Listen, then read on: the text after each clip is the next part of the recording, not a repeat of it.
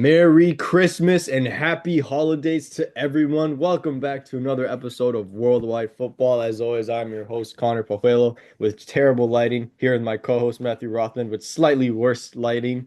We are Slightly better current lighting. Slightly better lighting, sorry. As of right now, I'm finally free from the prison that is known as university. Matthew is in South Dakota, Except you're still stuck in Maryland. and I'm in my hometown of Gatesburg, Maryland. So while I'm currently going to enjoy a wonderful holiday time with my family, so will he, we feel the need to at least bring some football content just before Boxing Day comes around and football starts to come back. So in the meantime, while we're having fun, but you guys still want to feel free to tune into some football content, that's what we're here for. Our topic today is touching on after United just absolutely car crashed against Bournemouth for the second year in a row because it literally happened last year, the exact same score Same line score line, in the yeah, exact same 3-0. stadium. So we feel the need to touch on the guy that just recently come out and said that, pretty much I'm probably going to leave United after the season and I need a new challenge. Gentlemen, ladies and gentlemen, we were talking about Marcus Rashford, 27, 28, I believe, year old England international, who's been a mainstay in the United team ever since the 2015-16 season when he was introduced under Louis van Gaal. And basically, to sum up his career so far, looked very promising, was more featured under Mourinho, really started to break out under Ollie.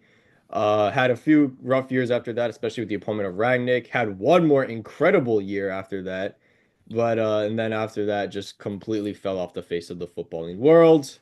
And yeah, that's pretty much it. So now with the announcement that he's practically about to leave, since Amorim, the new manager, has pretty much left him out of the squad alongside Garnacho, and that he hasn't really been utilizing him as much due to the way that his team is structured. It looks to seem that, or it seems like that he's going to leave Manchester United at the end of the season. So Matthew, what can you touch on about the story of Rashford's career in a United jersey? Yeah, I think especially when you do look at Marcus Rashford, the entire career of him so far at Manchester United was a really young player for them, came up in the youth, started as a 17-year-old, which was pretty solid. And he did well there, 8 goals, 2 assists in just 18 appearances. So really good for a young player, especially at his age. And he grew upon it every year, 11 goals, 13, 13, 22, 21 goals from 2016 all the way to 2021.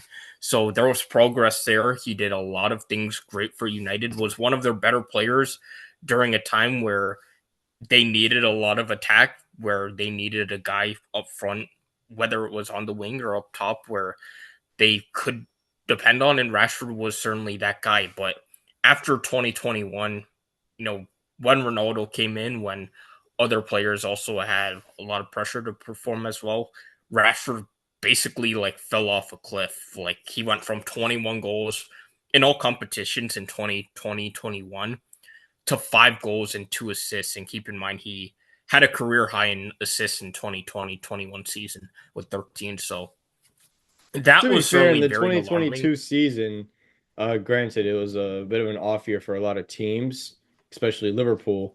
He did have a substantial amount of goals. He had 17 goals just in the Premier League. Actually, was it 17? Yes, it was 17 goals and 5 assists in the Premier League alone, which for Rashford is actually Yeah. it's pretty decent stat, considering that their manager at the time was none other than, Eric Ten Hag. But, Yeah. Well, that was the that first season with Ten Hag, but the season before he really struggled.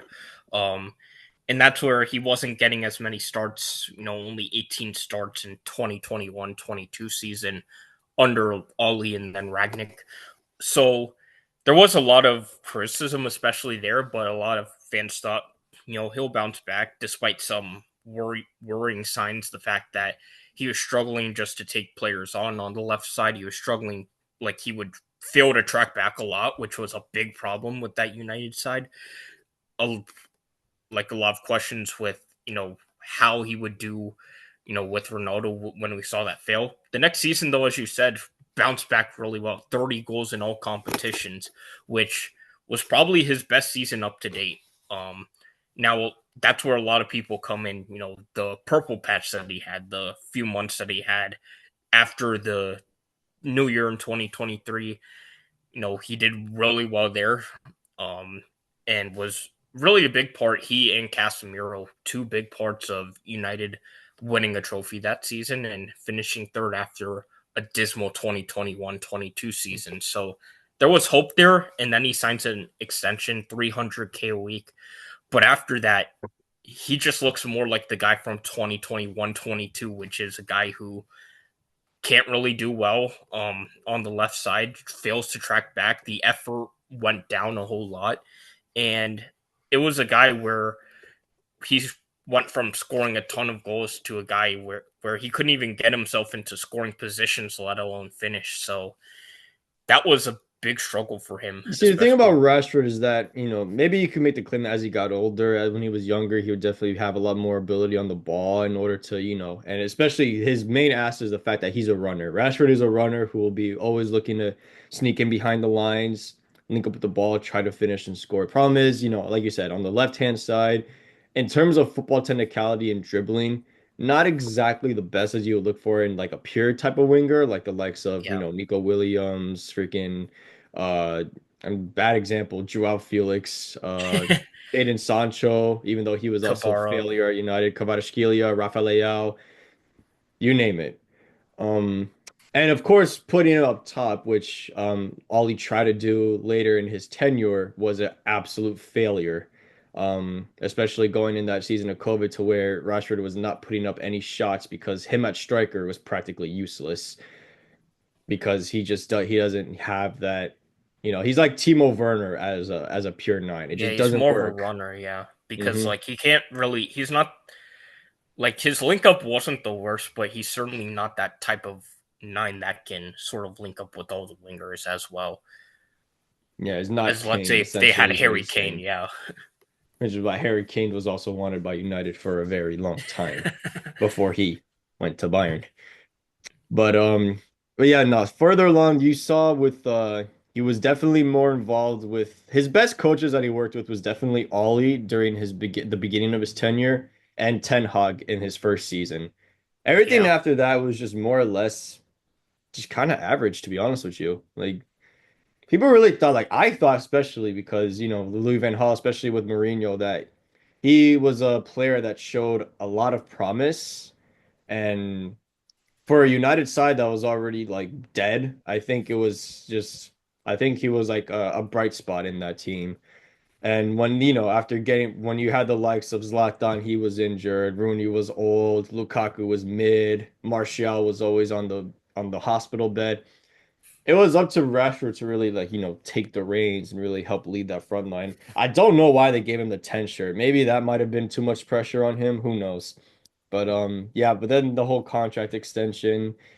Yeah, maybe just maybe. And of course, the things that he did on the outside of football, like the charities, the fact that he has an MBE same as Kane. People accused him of just focusing on everything else other than football. Maybe it just all kind of got to his head, and maybe the pressure just kind of got to him, and we never Well, really what's saw the interesting is that breakout star.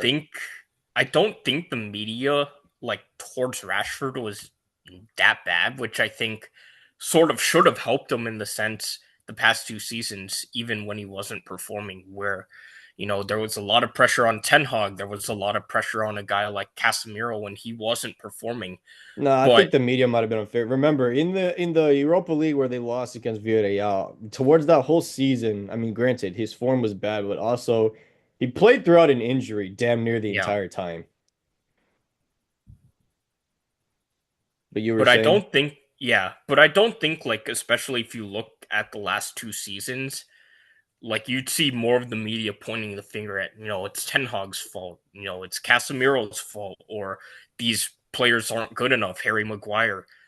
I don't think they pointed the finger nearly as much to Rashford because of like the things that we sort of mentioned, how, you know, he does some great stuff outside of football, or the fact that he had shown progress as a youngster and then had that great season in Ten Hag's first season where everyone was like, oh, he'll bounce back at some point. He'll bounce back. He might be struggling right now, but at some point he'll bounce back. But yet that sort of line continued, and it was basically at the point where, well, he's not producing, so what do we really have here? I He's like on that. I 300 like grand a that week. actually. But here's the way I also see it, Matt. Rashford in essence wasn't exactly a scapegoat, especially being that apart from like the likes of Bruno Fernandes and that one season Yeah, where Bruno too. Yep, in COVID where Martial decided to run it back to 15-16 Martial. Um there is always players at United that, especially like you mentioned, Harry Maguire, David De Gea, Casemiro, and McTominay, Fred, obviously as well, just who yep, were collectively levels of ass like above Rashford to the point where they would be scapegoated first. So granted, exactly. people didn't look towards, too much towards Rashford. There are some people in the media that, called him out, rightfully so. But whenever you mention a player at United, it would always be, looking towards the many errors of Maguire, the fact that De Gea can't play with his feet, the midfield tragedy that is McTominay and Fred. Always those guys. Rashford was As a always great man once said, it was deciding between KFC or McDonald's with Fred and McTominay. Hey, to be fair, I like McDonald's a lot more than KFC. So KFC or McDonald's, no choice between the two. Yeah, but I mean, as you said, that that whole United side, like, of course they will go to the board, but and as we're talking about Rashford, they haven't put a team on that pitch. They haven't brought in players that really are good enough. Um, and it's sort of weird. They've sold McTominay, and he's done really well with Napoli. So maybe it's they just sold like a Fred, and he's United doing thing. pretty good at Yeah, Fenerbahce. and Wan Bissaka has now shown up finally at West Ham. So like these players who weren't playing well for United, now they're just obviously performing for other teams. You gotta now question United. Maybe if Rashford does go, another team could possibly you know, get back to what he showed as a youngster at United. I think a change of scenery might actually do him good, especially getting away from England, because we see more and more English players go, abroad. What league or what team should he go? Obviously, I don't think he'll go to another team in England. Yeah, I don't think so. Um, But yeah, I think most likely maybe I don't know, maybe Spain. I'm not sure what team in Spain could utilize him. I think Italy maybe could be one. I think Italy could be the best option. Now I do know that for whatever reason there were the PSG rumors a few years ago. I don't think that'll happen because PSG, like, they have quite a lot of wingers that they're trying to get rid of, and a lot of teams don't want them. For example, I like brought this Cole up to Muani. you. Would you take him at Bayern? The thing is that, like, if we wanted a player who, like, had our wingers been good enough, I wouldn't have minded him at Bayern. But the thing is, we're looking for wingers who have been performing, and unfortunately, Rashford hasn't. And given his wages, it'll be a very poor Yeah, I fit. think the wages are probably like team's biggest issues, which is why I also wouldn't want him at Barcelona, and also because we're trying to look for better wingers. Pretty much the same thing as Exactly. pretty much the same thing in that regard.